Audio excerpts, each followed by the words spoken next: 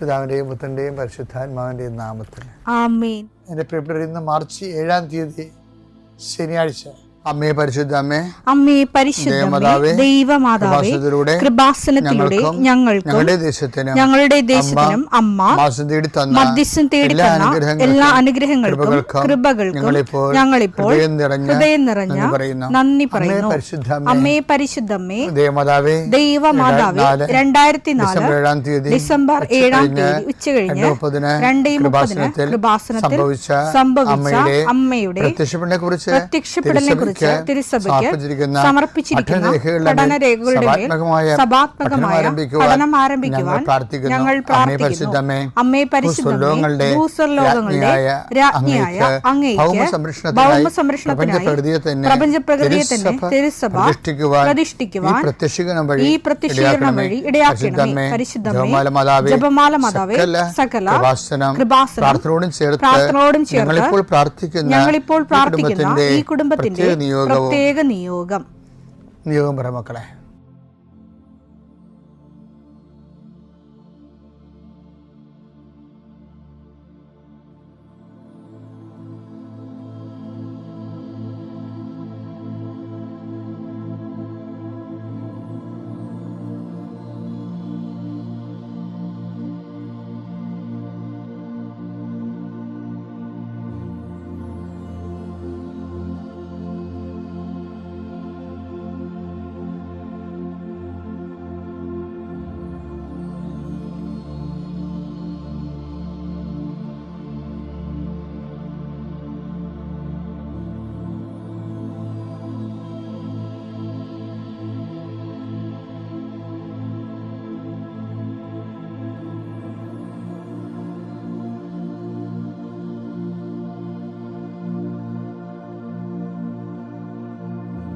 അമ്മയുടെ പ്രത്യക്ഷീകരണത്തിന്റെ ഈ അനുഗ്രഹവേളയിൽ ഞങ്ങൾക്ക് സാധിച്ചു തരുവാൻ കനിയണമേ. ആമേൻ. വിശ്വാസ പ്രമാണം. സർവശക്തനായ പിതാവും ആകാശത്തിന്റെയും ഭൂമിയുടെയും സൃഷ്ടാവുമായ ദൈവത്തിൽ ഞാൻ വിശ്വസിക്കുന്നു. അവിടുത്തെ ഏകപുത്രനും ഞങ്ങളുടെ കർത്താവുമായ ഈശോ മിശിഹായിലും ഞാൻ വിശ്വസിക്കുന്നു. ഈ പുത്രൻ പരിശുദ്ധാത്മാവിനാൽ ഗർഭസ്ഥനായി കന്യകാമറിയത്തിൽ നിന്ന് പിറന്ന് പൊന്തിയോസ് പീലാത്തോസിന്റെ കാലത്ത് പീഡകൾ സഹിച്ച് കുരിശിൽ തറയ്ക്കപ്പെട്ട് മരിച്ച് അടക്കപ്പെട്ട് പാതാളങ്ങളിൽ ഇറങ്ങി മരിച്ചവരുടെ ഇടയിൽ നിന്ന് 3-ാം നാൾ ഉയർത്ത് സ്വർഗത്തിലേക്ക് എഴുന്നള്ളി സർവശക്തിയുള്ള പിതാവായ ദൈവത്തിന്റെ വലതുഭാഗത്തിരിക്കുന്നു.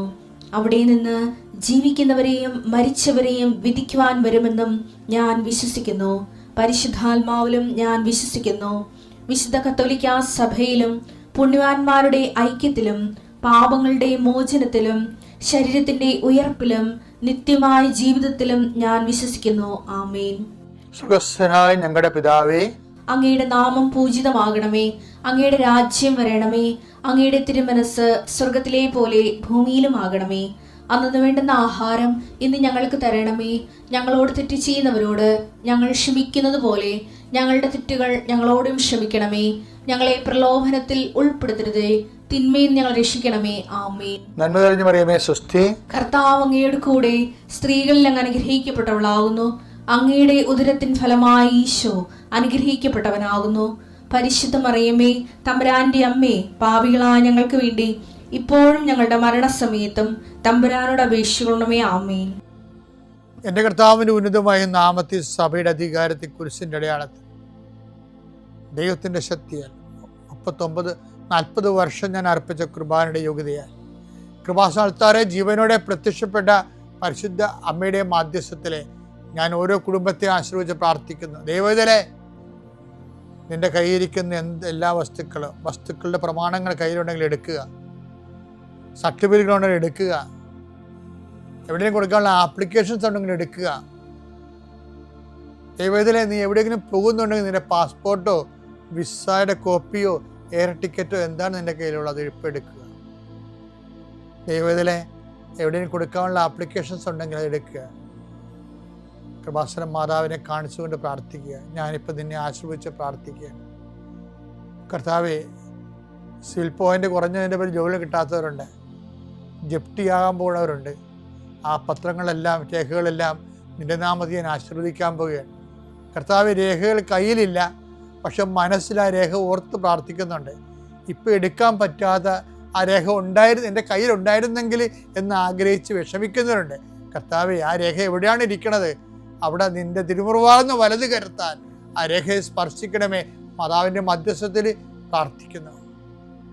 അവരെന്താണ് ഉദ്ദേശിക്കുന്നത്, അതുകൊണ്ട് അത് നിറവേറാൻ കർത്താവ് അനുവദിക്കട്ടെ. കർത്താവ്, ജോലി നഷ്ടപ്പെട്ടു പോരണവരെ, ഉപേക്ഷിച്ച് പോണവരെ, ആ രാജ്യത്ത് ജീവിക്കാൻ പറ്റാതെ പോണവരെ, പരീക്ഷയെ ഒരുങ്ങിക്കൊണ്ടിരിക്കുന്ന മക്കളെ, പരീക്ഷയുടെ ഹോൾ ടിക്കറ്റ് കയ്യിലുണ്ടെങ്കിൽ മക്കൾ എടുക്കുക. അല്ലെങ്കിൽ നിങ്ങളത് മനസ്സിൽ ഓർക്കുക. പഠിക്കാൻ പറ്റാത്ത വിഷയങ്ങളുണ്ടെങ്കിൽ ലാപ്ടോപ്പ് എടുത്ത് കയ്യിൽ വെക്കുക. അച്ഛനായി ഈ നിമിഷം ആശീർവദിക്കുന്ന എൻ്റെ കർത്താവിൻ്റെ ഉന്നതമായ നാമത്തിൽ, സഭയുടെ അധികാരത്തിൽ, കുരിശിൻ്റെ അടയാളത്തിൽ, ദൈവത്തിൻ്റെ ശക്തിയാൽ നിൻ്റെ എല്ലാ ജീവിത തടസ്സങ്ങളെയും, നീ ആഴ്ച നേരിടാൻ പോകുന്ന മുഴുവൻ ദോഷങ്ങളെ ഈശോ നാമത്തിൽ ബന്ധിക്കുന്നു. പിതാവും പുത്രനും പരിശുദ്ധാത്മാവായ സർവ്വശക്തനും നീക്കുവാമേ. ഐസയ 53:4 അവൻ നിന്ദിക്കപ്പെട്ടു, നാം അവനെ ബഹുമാനിച്ചതുമില്ല. നമ്മുടെ വേദനകളാണ് യഥാർത്ഥത്തിൽ അവൻ വഹിച്ചത്, നമ്മുടെ ദുഃഖങ്ങളാണ് അവൻ ചുമന്നത്. എന്ത് വിഷയത്തിനാല് ഈ ക്രിസ്തുവിൻ്റെ മിശിഹ എന്ന രീതിയിൽ സഹനദാസൻ എന്ന ക്രിസ്തുവിൻ്റെ ദൗത്യ നിർവഹണത്തെക്കുറിച്ച് ഐസയ 700 കൊല്ലം മുമ്പ് നടത്തിയ ഒരു പ്രവചനമാണിത്. അവൻ വഹിച്ചത് കുരിശായി മുൾക്കിയുടെ മരത്തിലാൽ മുറിവായി അവൻ വഹിച്ചത് നമ്മുടെ പാപങ്ങളാണ്, നമ്മുടെ വേദനകളാണ്. എൻ്റെ ദൈവത്തിലെ അതുപോലെ തന്നെ പ്രധാനപ്പെട്ടതാണ്. നമ്മൾക്ക് ഇപ്പം എനിക്കാണെങ്കിൽ എൻ്റെ സമയത്ത് ഓർക്കുകയെ ആൾക്കാർ എന്നെക്കുറിച്ച് എന്നാ ധരിക്കും, എന്താണ് എപ്പോഴും രോഗശാന്തി എന്നും പറഞ്ഞ് ആൾക്കാരെ നിൽക്കുന്നുണ്ട്. എല്ലാവരെയും കർത്താവിൻ്റെ നാമത്തിൽ പ്രാർത്ഥിക്കുന്നുണ്ട്. അതുപോലെ തന്നെ എല്ലാവർക്കും വേണ്ടി പ്രാർത്ഥിക്കുകയും കുറേ പേര് അതിൽ അവരുടെ വിശ്വാസബോധം അനുസരിച്ചും ദൈവത്തിൻ്റെ ഇടപെടലനുസരിച്ചും ഒക്കെ സൗഖ്യപ്പെടുകയും ചെയ്യുന്നുണ്ട്, അത് സാക്ഷ്യം പറയുന്നുണ്ട്. പക്ഷേ എനിക്കാണെങ്കിൽ രോഗം ഒഴുതുങ്ങിയിട്ട് നേരമില്ല, ഞാൻ പ്രാർത്ഥിച്ചു കഴിഞ്ഞിട്ടാണ്. അപ്പോൾ എൻ്റെ വിഷയം എന്ന് പറയുന്നത്, അവൻ്റെ മുറിവിലാണ് നമ്മൾ സൗഖ്യപ്പെട്ടെന്ന് പറയത്തില്ലേ. അപ്പോൾ അവൻ്റെ മുറിവിൽ അതൊരു വചനമാണ്. യെശയ്യാ 53:5 അവന്റെ മേലുള്ള ശിക്ഷ നമുക്ക് രക്ഷ നൽകി, അവന്റെ ക്ഷതങ്ങളാൽ നാം സൗഖ്യം പ്രാപിച്ചു. നമ്മൾ സൗഖ്യം പ്രാപിച്ചു. ഇത് തന്നെ ഇതിൽ നമ്മുടെ 1:10-2:24 1:10-2:24 നമ്മുടെ പാപങ്ങൾ സ്വന്തം ശരീരത്തിൽ വഹിച്ചുകൊണ്ട് അവൻ കുരിശിലേറി. അത് നാം പാപത്തിന് മരിച്ച് നീതിക്കായി ജീവിക്കേണ്ടതിനാണ്. അവന്റെ മുറിവിനാൽ നിങ്ങൾ സൗഖ്യമുള്ളവരാക്കപ്പെട്ടിരിക്കുന്നു. അതാണ് അപ്പം അവന്റെ മുറിവിലാണ് സൗഖ്യം. ഇപ്പം ഞാൻ ചില സമയത്ത് ഓർക്കും, എന്തുകൊണ്ടാണ് ഇപ്പം എനിക്ക് കിഡ്നി ഡിസീസ് ഉണ്ട്, ഒന്നില്ലെങ്കിൽ ഒരു കാലിലൊരു വ്രണം ഉണ്ടായിട്ട് ഇപ്പോൾ 1.5 മാസമായി, ഓർക്കണില്ല. രാത്രി ആകുമ്പോൾ കുളിയൊക്കെ ചെയ്യും. ഇപ്പം ഞാൻ ദൈവത്തോട് ചോദിച്ചിട്ടില്ല എന്തുകൊണ്ടാണ് ഇങ്ങനെ സംഭവിക്കണമെന്ന്. മരുന്ന് കഴിച്ചിട്ടും അതിൻ്റെ വലിയ ഗുണങ്ങളൊന്നുമില്ല.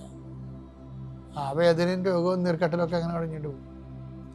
അപ്പോൾ നിങ്ങൾക്ക് ഇത് മാത്രമേ ഉള്ളൂ. അങ്ങനെയല്ല, ആൾക്കാർ നിന്നിട്ടുള്ള എല്ലാ കാര്യങ്ങളിലും എപ്പോഴും പലതരത്തിലുള്ള ശരീരവേദനയും പനിയും ഉറക്കമില്ലായ്മയൊക്കെ വരും.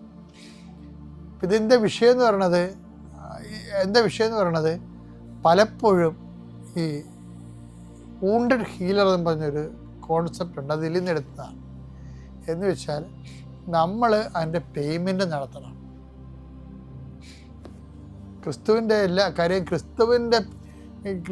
നമ്മളെ ആക്ച്വലായിട്ട് നമ്മൾ എന്താ സംഭവിക്കണത്, നമ്മളെ വിശ്വാസത്തിൽ മഹാരഹസ്യങ്ങൾ പ്രഖ്യാപിക്കാമെന്ന് പറയുമ്പോൾ നമ്മൾ അവൻ്റെ മരണം ഞങ്ങൾ വിശ്വസിച്ചു, മരണം ഞങ്ങൾ പ്രഖ്യാപിക്കുന്നു എന്നല്ലേ പറയണത്. നമ്മൾ കുർബാനയ്ക്ക് എത്രയോ പ്രാവശ്യമാണ് നമ്മൾ മരണം പ്രഖ്യാപിക്കണം, വരെ അറിഞ്ഞിട്ട് പറയണതാണ്. മരണം പ്രഖ്യാപിക്കണത് എങ്ങനെയാണ്? അവൻ്റെ മുറിവ് നമ്മൾ ഏറ്റെടുക്കുമ്പോഴാണ് അവൻ്റെ മരണം നമ്മുടെ ശരീരത്തിൽ പ്രഖ്യാപിക്കണത്. അത് ക്രിസ്ത്യാനി കറക്റ്റായിട്ട് മനസ്സിലാക്കണം ആ വിഷയം. നമ്മൾ മുറിവ് സുഖപ്പെടുത്താനാണ് അവൻ എപ്പോഴും ഉപയോഗിച്ചുകൊണ്ടിരിക്കുന്നത്. പക്ഷേ അതല്ല വിഷയം. പിന്നെ ഒരു കുറച്ചും കൂടി മച്ചുവറായി കഴിയുമ്പോൾ, വിശ്വാസം മച്ചുവറായി കഴിയുമ്പോൾ വേറെ ഒരു തിരിച്ചു വരുന്നത് എന്താണ്? അവൻ്റെ മുറിവ് നമ്മൾ ഏറ്റെടുക്കേണ്ടി വരും. അതിന് അവൻ്റെ മരണം പ്രഖ്യാപിക്കുക എന്ന് പറയും. എന്താണ്? അവൻ എനിക്ക് വേണ്ടി മരിച്ചു എന്ന് ഞാൻ പ്രഖ്യാപിക്കണേ. അപ്പോൾ ആ പ്രഖ്യാപിക്കുമ്പോൾ അവൻ ആ മരണം നമ്മുടെ ശരീരത്തിൽ സംഭവിക്കുക.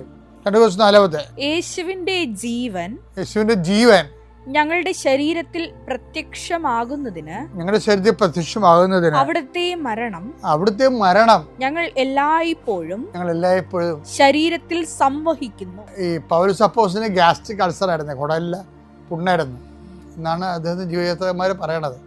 അപ്പോൾ അതിനെക്കുറിച്ച് അദ്ദേഹം പറയണത് എന്താണ്? ഞാൻ അദ്ദേഹത്തിൻ്റെ ക്രിസ്തുവിൻ്റെ മരണം സംവഹിക്കുന്നുവെന്ന്. അതാണ് വിഷയം. പീഡാനുഭവ കാലത്ത് കുറച്ച് വിവരമുള്ള ക്രൈസ്തവരാകാൻ നോക്കണം നമ്മളെ. അല്ലാതെ കുരിശിൻ്റെ വഴിയിൽ നടത്തി പാട്ടും പാടി ഓരോരോ വിഷയം വരുമ്പോൾ കന്നേ കാളെന്ന് പറഞ്ഞ് നിരയും വിളിച്ച് മാതാവിനെപ്പോലെ ഹൃദയത്തിൽ സംഗ്രഹിച്ചിട്ട് കർത്താവിൻ്റെ മരണം ഞാൻ എൻ്റെ ശരീരത്തിൽ അവൻ്റെ ജീവൻ എന്നിൽ പ്രത്യക്ഷമാകാൻ വേണ്ടി അവൻ്റെ മരണത്തെ ഞങ്ങൾ സംവഹിക്കുകയാണ് ചെയ്യുന്നത്. അതാണ് അപ്പോസ്തലിക പാരമ്പര്യം എന്ന് പറയണത്. നമ്മൾ അപ്പോസ്തലിക ചർച്ച സഭയെന്ന് പറയുമ്പോൾ അപ്പോസ്തലിക പാരമ്പര്യത്തിലുള്ള സഭയാണ് നമ്മൾ. അതുകൊണ്ട് തന്നെ ദൈവം എനിക്കങ്ങനെ വരുത്തിയല്ലോ, ഞാൻ പ്രാർത്ഥിച്ചില്ലേ, എന്നിട്ടെനിക്ക് ഇങ്ങനെ സംഭവിച്ചല്ലോ, എന്നിട്ട് എനിക്ക് അപകടം സംഭവിച്ചല്ലോ എന്ന് അങ്ങനെയൊന്നും പറഞ്ഞ് ഓരോ ദൈവത്തിനെ പ്രതികൂട്ടിലാക്കാൻ നോക്കരുത് ഒരിക്കലും.